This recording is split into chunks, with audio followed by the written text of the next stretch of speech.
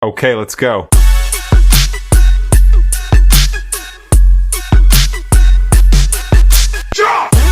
Welcome to The Explainer. You know, if you've been feeling like building any real wealth is basically impossible right now, you need to stick around. Today, we're going to break down a completely new playbook for financial freedom, one that's actually built for the wild economy we're all living in. All right, let's just dive right in with this powerful and, kind of dramatic idea from one of the richest people in history.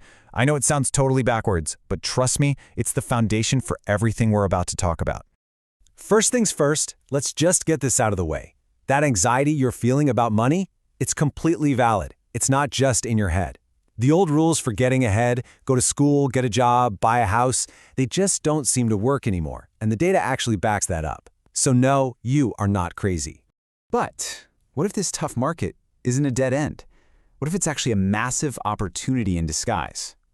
Let's get into our first section and see how this one shift in thinking can build a totally different perspective on how to make money today. You know, the core principle from the world's best investors is shockingly simple. You just do the exact opposite of what the panicked crowd is doing. So when everyone is freaking out, selling everything, and the headlines are all screaming recession, well, that's your signal. That's when you start paying attention. And this is how you should see it. This reframes the entire downturn. It's not a crisis, it's a discount season. Seriously. Stocks, some real estate, even whole businesses, they're all getting cheaper. The trick is just being ready to act when these sales pop up. And look, this is exactly why the old advice is totally broken. The old playbook screamed you have to buy a house, but when our wages have only doubled while housing costs have gone up 9 times, the math just doesn't math anymore. Being a renter today isn't some kind of failure. For a lot of people, it's actually the most financially intelligent move you can make. Okay, so before we can start scooping up all those discounted assets, we need 2 things: cash flow and the right tools. We have to learn to speak the language of money. And believe it or not, that starts with something you probably have in your wallet right now.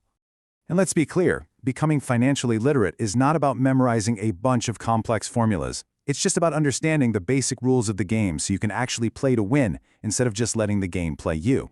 So let's start with a really simple question that honestly tells you almost everything about your financial education so far. For your everyday purchases, coffee, groceries, whatever, which piece of plastic are you pulling out of your wallet? This is why for most things you should almost never use your debit card. I'm serious. Every single time you do, you're literally just leaving free money on the table. Cashback, travel points, perks, not to mention way better fraud protection. But the big one, you're not building your credit score, which is one of your most important resources for building wealth later on. Right, so once you've got your basic tools sorted, the next step is to crank up your income. But, and this is a big but, it's not about working harder or clocking in more hours. It's about working smarter. This is probably one of the biggest myths we've all been sold. If pure hard work was all it took to get rich, then the person working 2 exhausting manual labor jobs would be wealthier than any tech CEO. It's just not true anymore. In the age of AI, effort alone is no longer the path to wealth. So instead of working like a cow, just constantly grinding, head down, grazing nonstop, the top performers in today's economy work like a lion. Think about it. They have these intense, focused sprints of creativity and problem solving, and then they have periods of rest and learning. They focus on the things that can't be automated. So how do you become a lion? Well, you have to level up your value. Think of your career like this. You might start as a bricklayer, just executing specific tasks someone gives you. Then you become a builder, where you can manage a whole project. The next level up is the architect, who can actually design new initiatives. But the goal, the real goal, is to become a city planner. The person who sees the big picture and shapes the entire strategy. That's where the real money is. Earning more is a huge step, for sure.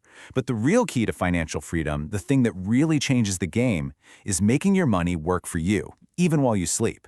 And that means investing. Okay, but with 1,000 different options being shouted at you every day, crypto, NFTs, real estate, stocks, it is so easy to just get paralyzed and do nothing. But the answer is actually a really clear step-by-step process. Look, the playbook is simple, and it has 4 clear stages. Let's walk through them. Stage 1. The single best return on investment you will ever get is investing in yourself. That means new skills, new knowledge. Maybe it's a course, a certification, anything that makes you more valuable. Then stage 2 is where you start putting money into the broad market through simple, low-cost index funds, like one that tracks the S&P 500. It's like buying a tiny slice of the whole pie, easy diversification. And listen, only after you've mastered those first two should you even think about the pro-level stuff in stages 3 and 4. So how much should you invest?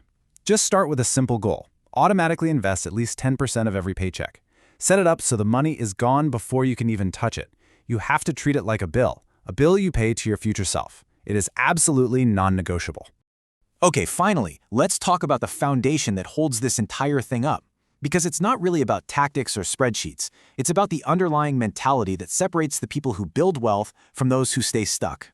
In any situation, at work or just in life, you really have a choice between being two different people.